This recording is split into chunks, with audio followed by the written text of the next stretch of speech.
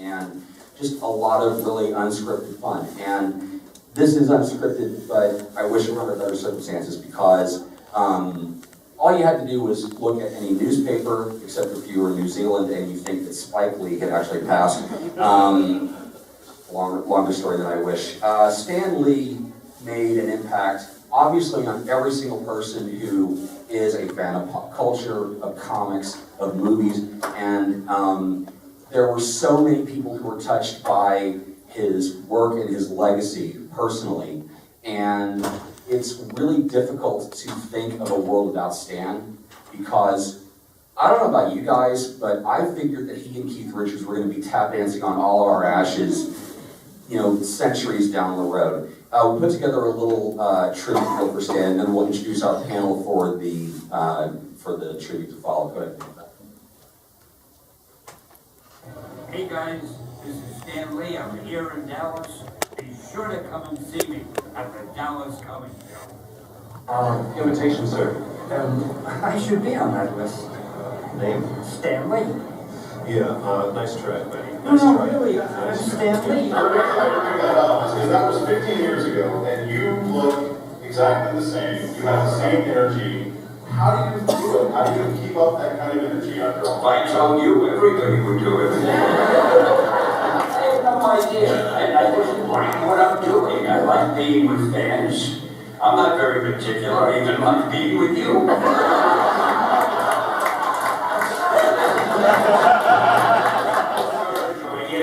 We're enjoying it. I can say the same. Let's Excuse me, I'm looking for some guy named Stan Lee. What? Spider-Man? Pam, hold my calls for a while. I think I finally got crazy. You know, Spidey, I've always wanted to experience real web slinging. And I've always wanted to be appreciated as a real hero. It seems you've made me into one. Thanks. Hey, when I started, I sprung from the Depression years of this country where the most important thing was just to have a steady job. You were a very successful person if you worked steadily by my lights. So my prime concern was to please the publisher, whoever I did, so that I would have a steady job, and I was successful at that. But after a while, I realized what I was doing was pretty meaningless, and I was doing the same thing over and over, year after year. And when we started Marvel Comics, I had been ready to quit. I figured enough. I'm a grown man now, I shouldn't stay in the comic field any longer. And my wife said, before you quit, just for fun, why don't you going to leave anyway? Why don't you try doing some stories the way you think they should be done? And that's when we did the Fantastic Four and Spider-Man. And people talk like real people. We try to define the characters and have them stay in character. We tried to get stories that, while imaginative, still had some realism, some believability. They have a graphic novel that Simon & Schuster is doing of my life. They decided to do it in comic form, but it's going to be a hardcover book, a graphic novel, and it's called, I never can remember the words, it's called Amazing, Fantastic, Incredible. The story is Stan Lee. I can't wait to see it. So that'll be on sale at that time. You're not writing it. No. But it chronicles I'm all too your... modest to write how wonderful I am. Well, wait. Have you read it? No, I haven't. I hope it's good. You're an incredible man. I couldn't agree more. We go into our office yonder, at our desks, morning till night, far away from any battles, wonder. We take off the fellows who fight, alert, guarding our books from blunder, payroll forms littered for. We write, compute, sit tight to boot. Nothing will stop the fiscal director. Well, I wrote it as a gag. They loved it. And they marched around singing it. You may remember my cameo is at the very end, and it's very brief. Now, a lot of people blink their eye or talking to person next to them. They miss my cameo.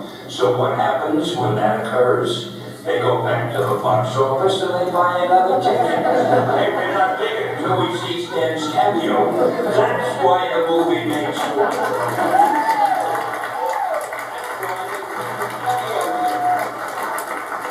Terry, We're done. It was great, huh? No. See, this was aged for 1,000 years. The barrels built from the wreck of Brunhild's fleet is not meant for mortal men. Neither was Omaha Beach, Blondie. Stop trying to scare us. Come on. It's all right.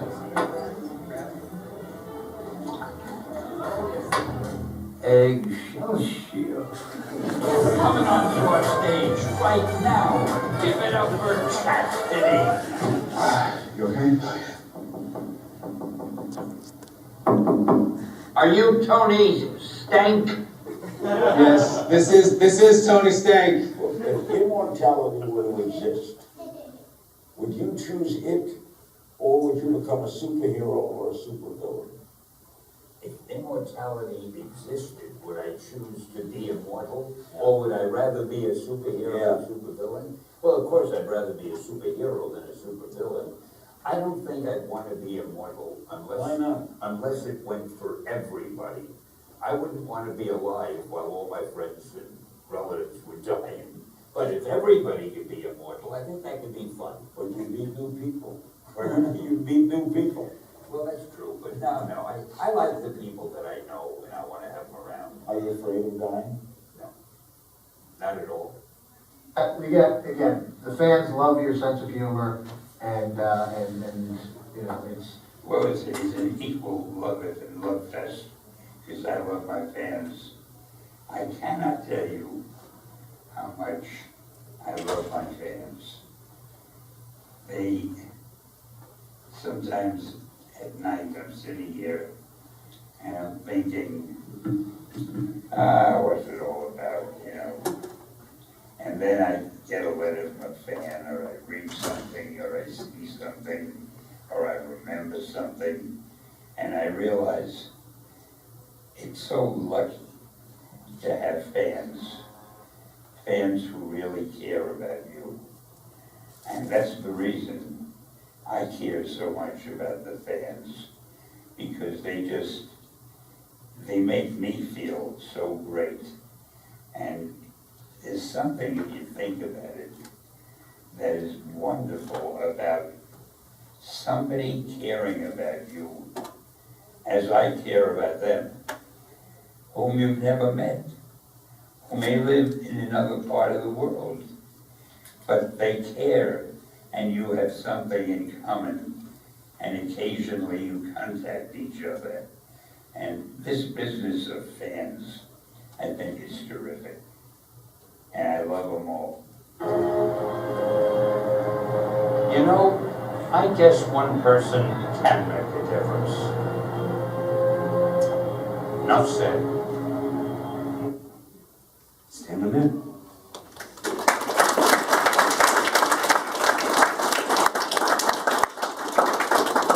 Guys, please help me in welcoming the Executive Director of Dallas Comic Show, Mr. Mark Walters.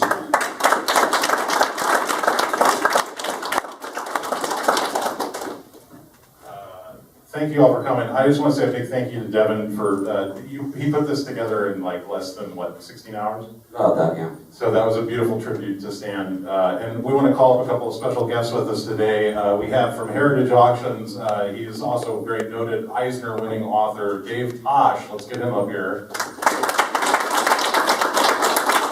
And you know him as the writer of Spider-Man Mary Jane. He's also working on a new comic called Outpost Zero, and since he worked with both Spider-Man and Mary Jane, I figured how appropriate to have him up here. Sean McKeever, ladies and gentlemen.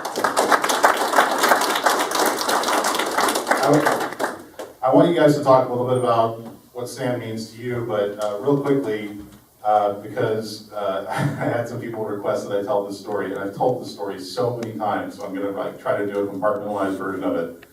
My greatest legacy with Stan Lee is in 1997. There was a little show here in town in Mesquite, Texas, called Dallas Collectors Con, and I got to host Stan Lee for the day, and we did a long signing, photos, everything. When we were done and broke for lunch, I asked Stan where he wanted to go, and we were kind of in a restaurant row area of Mesquite. So he's like, well, what's around here? And so I'm like, oh, well, there's, a Chili's, there's an Olive Garden, there's this, there's that. There's a Hooters, and Stan goes, what's Hooters? Because it was kind of new at the time. And I was like, oh, well, Hooters is a place where you can get okay food served to you by really hot girls in really skimpy outfits. And Stan goes, that sounds great, let's go there. So that's where we ended up. And this was before the days when comic movies were super, super hot. So like the waitress that was waiting on us, we're sitting there, he's regaling us with these good old days stories of Marvel. And at one point I get up to go to the bathroom and the waitress pulls me aside. She goes, that old guy that's sitting with you, because yeah, he was old back then too. Is he somebody? And I said, well, yeah, do you know who Spider-Man is? And she's like, no. Keep in mind, 1997. I said, okay, what about Fantastic Four? No. What about Hulk? No. What about the X-Men? Is that the one with the guy with the claws? I'm like, Wolverine, yes.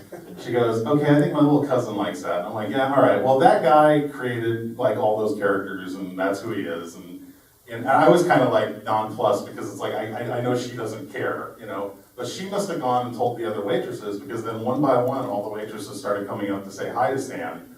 At which point, of course, Stan said, oh, let me give you a hug. And he was like hugging all the waitresses. And so by the end of the meal, I think we took a big group photo, which may or may not still be on the wall at the Mesquite Hooters. But that's my great legacy, is I took Stan Lee to his first Hooters. So there you go. So What a great elegy that was. yeah.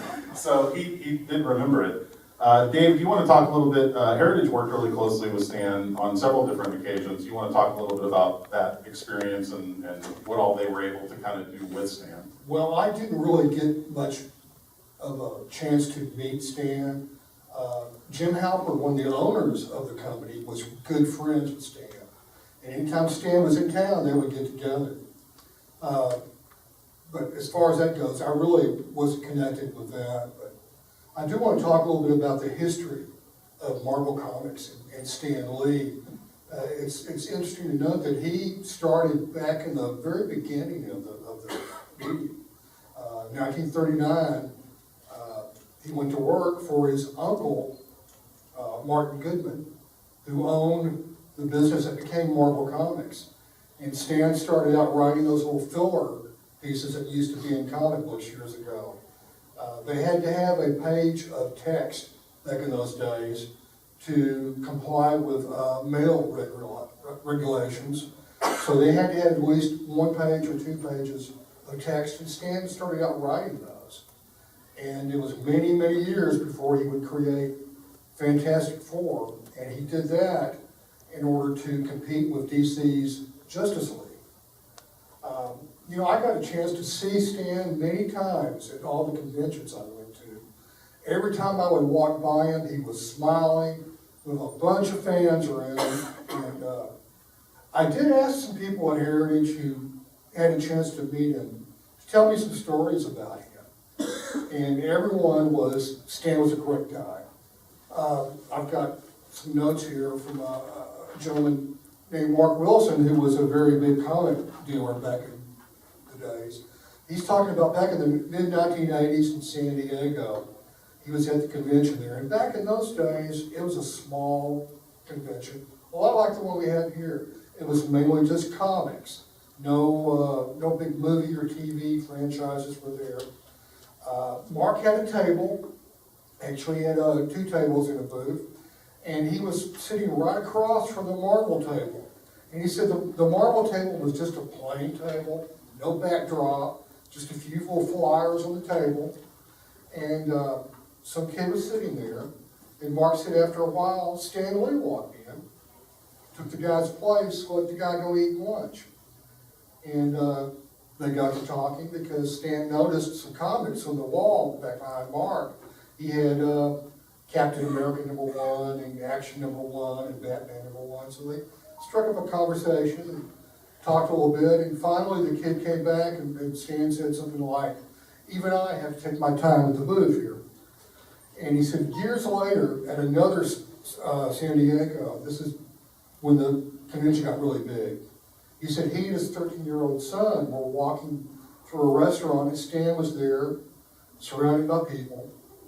And Mark wanted so badly to go up and say, Stan, this is my son, I'd like for you to meet him, he's a big fan.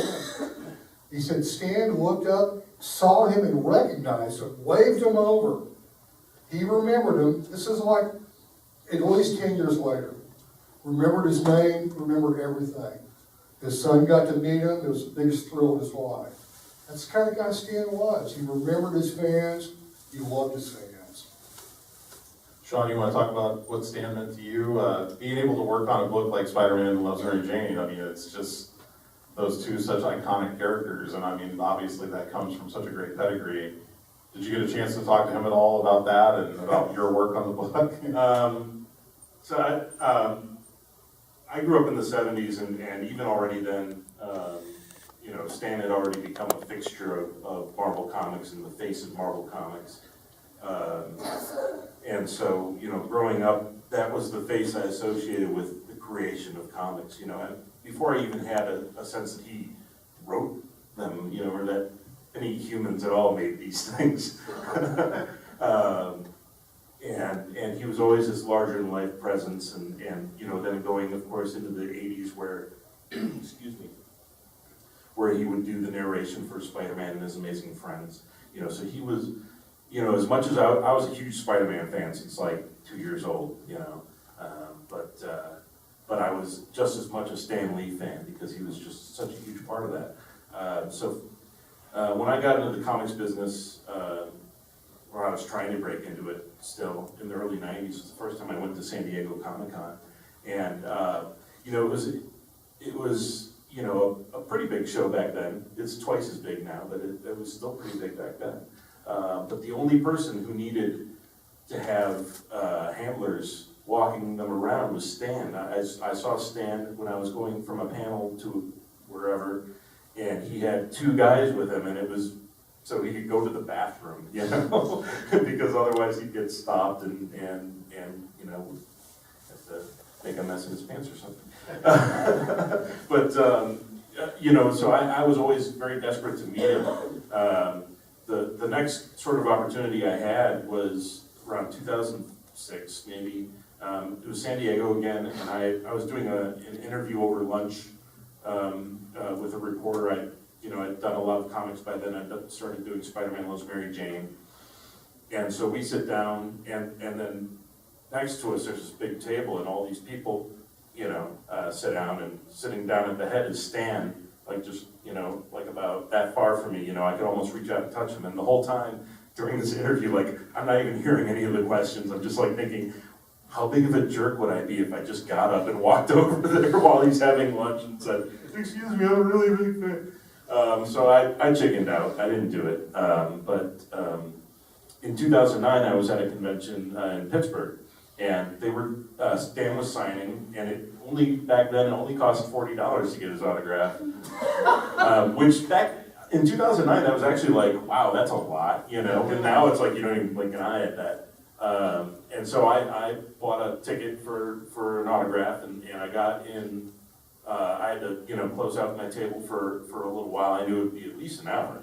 And so I shut down my table, got in line with everybody, just, you know, sat there shooting the breeze with a bunch of comic fans and stuff who were also Stan Lee fans, and waited in line for like an hour and a half. And you know, they had this, you know, if you guys have ever done a signing with somebody who's really popular like that, it's usually like this just, you know, kind of cattle call where they're like, you have to have your book open to the page you want it signed at, you know, don't ask for anything personalized, don't, you know, don't touch him, don't this, don't that. And so I was like, okay, well, you know, I'm bringing up the first hardcover of Spider-Man Loves Mary Jane, and I'm like, well, at least I'll get to, you know, tell him that I wrote it. And so sure enough, you know, we bring it up there, and he starts signing, and I'm like, I wrote that book. And his head just pops up, and he, you know, with this, he had so much life in him, you know, and he stands up and he shakes my hand, and you know, and I was like, you know, I owe my career to you. And he's like, oh, great, send me your next paycheck, you know. And so it was about maybe a total of, you know, 15 seconds that I got to talk to Stan. And when I walked away, I was shaking. And I called, let's see, so I was like 37 years old. I called my parents immediately after. It was just such a, you know, it was like the culmination of a lifetime of admiration. And it was really great to finally get to meet him, even if, you know, we didn't get to actually talk. but to let him know the impact that he had on my life was great. There's a point that I always want to try to make with Stan, because Stan was not born and immediately started working in New York at Marvel. When he was 19, he enlisted in the U.S. Army as World War II was getting underway for the Americans. And he wound up in the Signal Corps, and was in the Signal Corps for 3.5 years, and was one of 9 people in the entire history of the Army with his labor classification as playwright, because that was what he did. He worked with I guess the best way to put it is propaganda for the U.S. Army and their war efforts. And he had always said that effort had always given him the focus, and regardless of anything else that he would do in his life, he wanted to give heroes their due. And I don't know if you ever had the chance to ask him what he thought of the shift more towards making villains not more popular, but more inviting for people to actually enjoy with them. We talked a lot between Larry Langford, Keith Colvin, and Stan Lee about who is smarter, Spider-Man or Dr. Doom. And it was like this long gestating debate over, who was actually the smart person. And I think Stan's answer, if I recall correctly, was, well, Dr. Doom is a supervillain, which means he's automatically a genius, so therefore he'd be smart. And, so Stan settled that debate that way. But I did want to mention something actually that Dave brought up earlier, and that was those text stories that Stan wrote he was writing for Captain America Comics, because Captain America, a lot of people, there's a misinterpretation that Stan created Captain America. He didn't create Captain America. He wrote for Captain America Comics back in the day. Joe Simon, Jack Kirby created Captain America. But he wrote these like 2 to 3 page text stories so that they could get a lower rate on the postage. And in one of those text stories, as just kind of a random throwaway moment, Stan Lee was the one that came up with the idea that Captain America would throw his shield and it would bounce off something and come back to him. He actually came up with that.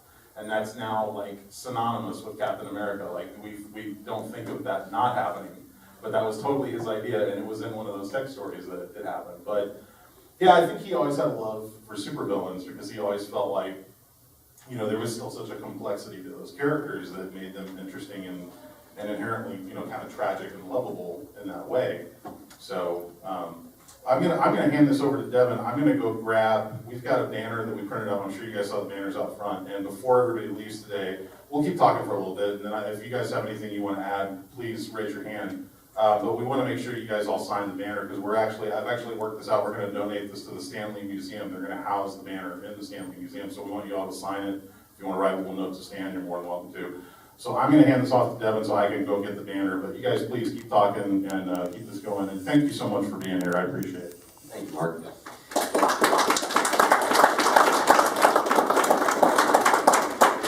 There is one other story that I want to tell, and I'm glad Mark's leaving, because he always breaks out in hives whenever I bring this up.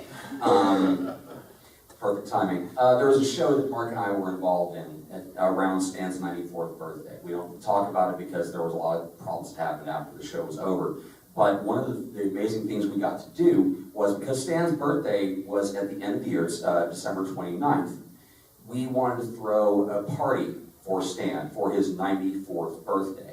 And we were able to put together a celebrity roast of Stan. The people on stage, and I will cherish this forever, because everybody's on stage, poking fun at Stan, but still in a loving way. Ming-Na Wen, who at the time was on Agents of S.H.I.E.L.D., Maurice LaMarche and Rob Paulson, the voices of Pinky and the Brain, Michael Rooker, of course, Yondu from the Guardians of the Galaxy series, Ming Chen from Comic Book Man and from Jay and Bob's Secret Stash, Marilyn Gigliotti from Clerks, Sean Gunn, who was also in Guardians 1 and 2, and Stan, of course, you kind of got a little bit about in the video with Larry King.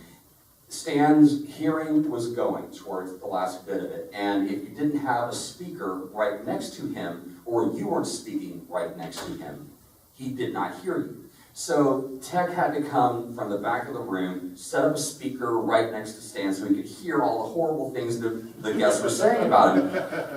And every single night that Stan was out on the road, he was doing a show, he was working on a movie, he would always call his wife Joni at the end of the day to wish her a good night, tell her about his day, and just basically touch base with her over the course of the evening. And Stan decides, in the middle of the roast, with a room of 850 people, that he wants to call Joni. So, there's no microphone that he wanted to hold, he just wanted to hold the phone. So, I'm on stage with Stan. This is as close as I ever got to him, by the way. I worked 4 different shows with Stan, and this is the only interaction I actually had with him, was I'm holding the microphone up to where you can hear her on speakerphone, and him talking to her. And I don't want to do the voice because my jaw is still messed up. I need you to do the voice again, because anyone who was in the room. Stan always told me I did the best version of him he's ever heard. What did he say? Oh, you don't remember? When he's talking to Okay. Joni. Joni, these people are being horrible to you. yeah. They're saying the most horrible things. They're intimating that every time you and I are having a violent love-making session, that we both have to yell out Excelsior at the end of it. And I swear to God, there was not enough air in the room because Ming Na Wen has fallen over. She's laughing so hard. Michael Rooker, he is crying laughing so hard. Marilyn Gigliotti, I think, was just, she couldn't believe what she was involved with on the set. But there was an original Pinky and the Brain sketch that we wrote for that Rob and Maurice performed for that. Sean Gunn, did an amazing piece. Michael Rooker, instead of roasting Stan, gets on the phone and calls James Gunn to roast Stan on speakerphone. None of us knew this was going to happen. So, out of all of that, the one phone call with Joni was the one thing I will always remember the most. And it was just this sweet little moment. And Stan, being the amazing performer that he was, decided to twist the knife on all of us that evening. Yeah. Well, that would be the perfect way to kind of cap the roast. He's like, oh, you thought you were going to make fun of me? I'm going to make you all feel bad now. Yeah, it was so perfect. So, well, and as you guys probably know, Stan was kind of a fixture in the Dallas area. He was, I remember back when we were doing Dallas Comic Con, we first moved into the Irving Convention Center, and we had Stan at our first show there. It was in May, and then we did another show there in October, and the end of the May show, Stan goes, I want to come back in October. And we were like, really? Thinking it was a lot of work to get him there in May. But he was like, yeah, I had such a good time, I want to come back in October. So we actually had him for 2 shows in 1 year, which I don't think that's ever happened anywhere. Maybe LA where he lived. Yeah, but the one thing Stan used to always say about Dallas, and I don't think it was lip service, I think he really meant it, was he said that he had such a good time here because the people were so nice and that everybody treated him so well. Because I don't know if you guys have gone to shows like in New York, but Dave and Sean have been all over the United States. Not everybody is as nice as they are in Texas. So, sometimes you get these people in line that, if they have that kind of New York attitude, it's a very different experience. And wait in line. Yeah. So I think Stan appreciated the people here and just the atmosphere that we had here. So I'm curious if either of you guys had a story that relates to what Stan means to you as someone who deals with memorabilia on a day-to-day basis, or somebody who deals with pop culture and writing these comics after all these years, to where 40 years ago when, I was in school, you weren't born yet, but comics and pop culture, comics and pop culture did not have the seat at the table that they do now. And it was taboo. I was shoved in a locker. I mean, you guys, if you were fans of it, I'm sure, and everybody here were picked on because you couldn't wear a Captain America shirt in school. Look at a comic store. Here's a wedgie, for your trouble. Yeah, exactly. So I'm curious if you had a perspective on that. Well, I can tell you that back in the 60s, when I first started reading comics, Comics were geared towards kids between 7 and 10 years old. If you get older than that, you're still reading comics, you're gonna wind up with trouble. But Stan looked beyond that, and he could see that teenagers could relate to these, and the way he wrote his stories actually made a lot more sense to older kids than what was going on at DC at the time. I did want to tell one more story about Stan signing comics. Back in the day, I mean, we're talking way back in probably the, maybe early 80s, late 70s. Stan didn't charge. You could bring a stack of books this tall, and he would sign every one of them for free. How many think? Now, I talked to my friend Weldon Adams about this, and he told me a story about how he was in line with his books waiting to get his signature, and a kid in front of him had a Spider-Man or something. And this is back when you would never sign on the cover. You always open it up and sign on the first page. So Stan opens up the book, and he asks, well, doesn't it decrease the value if I write on your book? And he was convinced, no, it won't happen. So he starts to write his name at the bottom of the page, in a little margin, and he sees a tear. It's like a 1-inch tear on the paper. He said, I'm sorry, your book is torn here. The kid said, no, that's all right, it was that way. So Stan writes his signature, and then he draws a circle around the tear and said, sorry, I tore your book, Stan. And the kid walked away like he was 3 feet off the floor. That was him, though. That was editorial note. That was him. He was an ambassador for the Marvel brand when there wasn't one. Where in every just as a how many of you like photo op signing any of the shows? Just yeah. I'm curious if you guys had the same experience that I did, in that Max or whoever was working with him would always have to tap him saying, come on, we've got to get this going, we've got a ton of people waiting, and Stan didn't care. He wanted every single person who waited in line, free, really? Free. 40 for you. Yeah. Well, that same convention where I met him, you talk about him, being so generous with fans. One of my friends was working the show as a volunteer, and she was up in the green room, and Stan was brought up there after another signing, and he sat down on the couch, and knowing that nobody was there, and he had a moment to himself, he just he just collapsed. He's just like, oh, I get to relax. And about 20 seconds pass, the door opens, and he hears, Stan, I've got somebody who wants to meet you, and he just right up, and he was alive again. It's like that was genuine, I think, with him. I think that he really liked being on like that. I think that the fans are a big part of his longevity. It gave him something to live for beyond creating, beyond success, beyond family. It was, and I understand this from going to shows. It's like it's a real community, and we all kind of share something in common. And it's the first time I started going to comic conventions and knowing that there were other people who were into this stuff.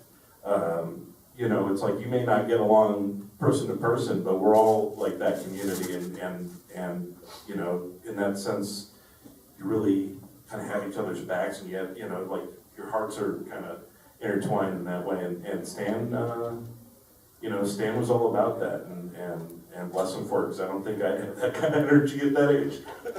I have that energy now. I remember when Joan passed away, there was a thought. Several people kind of had the same thought that maybe that's the moment that Stan would retire and stop going to conventions and wouldn't want to get out of the house. And I talked to Max's manager at the time, and I asked him, I said, you know, how is Stan? Is he doing okay? And I said, you know, I'm assuming that you guys are probably gonna take a break. And he actually said that, you know, Stan told him, he said, you know, with Joan gone, the one thing that he really had left at this point was the fans, and he had to continue to get out there and meet people and see people, because it was the only thing that could keep him going at that point. And he did for like a solid year after she passed away. He continued to go to conventions. He actually went to Tokyo. Oh, this is an interesting story. I don't think anybody knows this. Stan lived practically across the street from Disneyland and has never been. He went to Tokyo about a year ago, first time ever. And what was the first thing he did when he went to Tokyo? He went to Tokyo Disney. So he's been to Disneyland in Tokyo, but he's never been to the Disneyland across the street from his home. And I always thought that was kind of an interesting story. At age 95. So I'm curious, do you guys have any stories you'd like to share? Would anybody want to say something about Stan? Because I mean, you know, we want this to be about you guys too. Yeah, you are here. So I had the chance to meet Stan, I think 2 years ago. There was like a breakfast thing, you got to meet him. I think two really cool things happened other than Stan. Somebody brought Amazing Fantasy 15, somebody actually had it. So I got to see that, and that was really cool. But just seeing Stan, he was, you know, he did a little talk before we got to get in line and sign. And he just, I love his story of how he came up with Spider-Man. Like how because he'll tell that story almost every time. But it's always like, it's such a, it seems like a random thing that just kind of happened of how he came up with Spider-Man. So I think that's one of my favorite memories. And then, you know, meet him and then kind of have a hug. So yeah, that was really cool. It was a good experience. Any of those? Yeah, go ahead. At the show we don't talk about, the show that must not be named. Yes. It was so much fun though. It was fun. And I had missed photo ops with Stan. And I told my husband, I said, I've got to do it now because this may be my last opportunity. And I was wearing the costume I have on now. And when I walked up, my husband was like, do you want me in the picture? Yes, I want you in the picture. So, yeah, you know. And so finally I walk up and we're standing there like, don't touch Stan, don't. I'm like, no, I'm not going to do anything.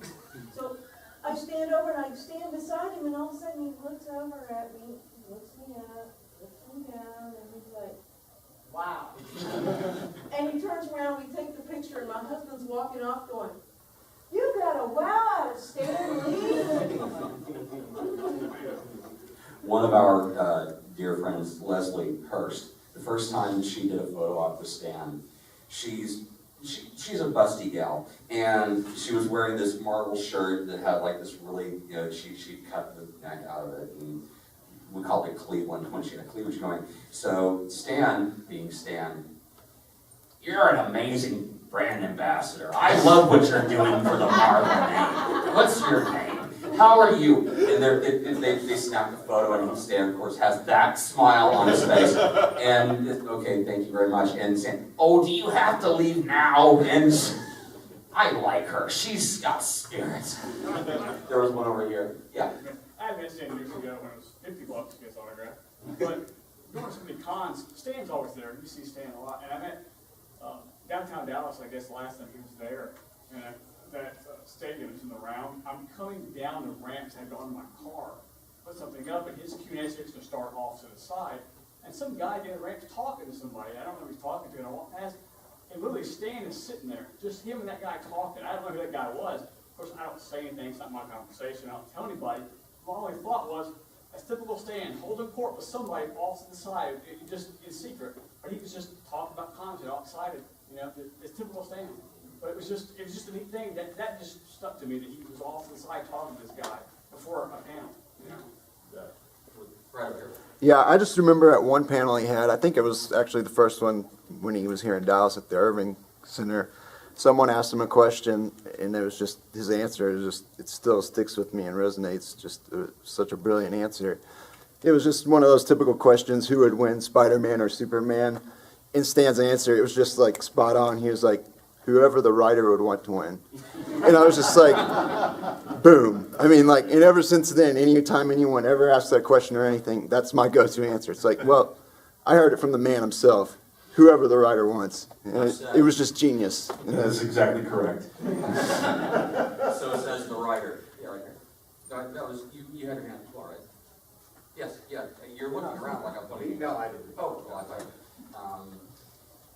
gentlemen, thank you for. Yeah, one more quick, well, we can wrap it up, but one more quick thing, it's on its way in here right now, I meant to bring it over.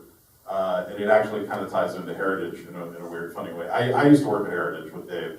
But two of my most prized possessions came from a couple of years back. I had Paul Ryan. I don't know if you guys know Paul Ryan, a comic artist, very underrated comic artist. He was here in Dallas, and about 6 months after I had him here, he passed away very suddenly, which was very shocking to a lot of people because he looked in the picture of perfect health. And when he was here, I purchased off of him. This is sort of. You'll be curious if you guys are familiar with this. Back in the 90s, they did a line for Marvel Comics called 2099. And it was the first comic that Stan Lee had written since he had kind of retired back in the 70s. And it was called Ravage 2099. I bought the cover to Ravage 2099 from Paul Ryan when he was here. And then the next time I saw Stan, which was at Denver Comic Con, I asked him to sign it. And, and Stan was kind of like, well, why don't I have that? And I'm like, I don't know, Stan, but you're not getting it. So he signed it, so I have, that's one of my prized possessions. And then the other prized possession, which should be on its way in here momentarily, was something I always wanted, and it shouldn't have been that hard to get, but oddly enough, it's been very hard to get, and that is one of the letters pages from an old Marvel comic. And so it's, hopefully Brad will be bringing it in here any minute, so I'm not a liar. But it's from Captain America 101, which was one of the first Silver Age Captain America books that Marvel Comics put out. And it's the letters page. And I just always loved those letters pages because that was really where Stan started to interact with the fans and have things like Stan's soapbox and all that. And so, yeah, here it comes. So you guys can timing. Look at this. It's all about timing. It's all about timing, yeah, so there it is.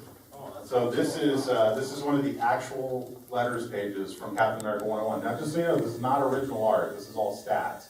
I wish it was original art because this would be Jack Kirby original art. But they basically, glued all this stuff together, and then that's what they printed the letters page from. And so I purchased this from Heritage Auction, shameless plug, and it's one of my prized possessions. And I really wished I could have had a chance to get Stan to sign this, but it was a recent purchase, and I haven't seen Stan in a couple of years, but I'm just really, honored to own something like that. It's a true little piece of history and whatnot, so that's it. It's weird. It's been a weird week, just trying to grasp not having him poking at all the rest of us. And he did. He enjoyed the fact that he was somebody who had this place in pop culture and society, in an American fabric. And it never stopped him from having fun with the rest of us. When we were doing the second show that he was at Dallas Convention Center, the autograph area was here, and then the arena was all the way over, a mile away, literally a mile, the step counters. I know what you're going to say. And our buddy Mark Barbian is his golf cart driver. So he's driving along with Stan. Stan has his cane in Doppler shift. I hear Stan giving Mark the business the entire time. Can't you get this thing to go any faster? My grandmother could go faster than this, and she's been dead for decades. And just like jabbing him with his cane, like he's spurring on a horse. And it was just this amazing thing. And he was always on, except when he wasn't, which was, pops up, does the thing. And that's the way I'm always going to remember him. It's just so much energy. And like I said, I'm how old am I? 48. If I live to be 49, it'll be amazing. The last couple of years. And just knowing that he had that kind of energy to give back to the people who he loved, because he sincerely loved every single fan, because they made him, the man that he was. I know it's weird. It's really weird talking about him in past tense, but because I think we all thought he was going to outlive us all. We were certain of it. We're absolutely certain of it. But 95 is a heck of a run. I mean, it's an amazing run. So, well, let's wrap this up. I think probably what would be easiest for the banner. I would love for you guys to sign this banner. I really would. We're gonna take it out in the front, and that way we can kind of queue everybody up. So we'll just take it out to the front registration table. We'll have it there, and please come by, sign the banner. Don't leave without signing the banner. But I really want to thank you guys for coming out here and being a part of this. I think we all kind of needed this, you know? I mean, it was such a shock when we got the news, and all I could think was, I'm trying to plan a convention for the weekend, and now I've got that looming over me. So I called and talked to some of Stan's friends, and I asked, is it okay if I do this? And they were like, yes, you should do this. So I'm very glad I did it. I want to say a huge thanks to Dave Tosh, and a huge thanks to Sean McKeever for being part of this. And I want to thank Devin. Just recently, I hope you don't mind me telling people, but you were in a horrible, horrible car wreck, and you have had a really long road to recovery, and so this is the first time he's really had the energy and the strength to come up here and do something like this, and it means a lot to me that he came. Again, if Stan can do it, I can do it. Yeah, there you and go. that's the trick. Excelsior. Excelsior.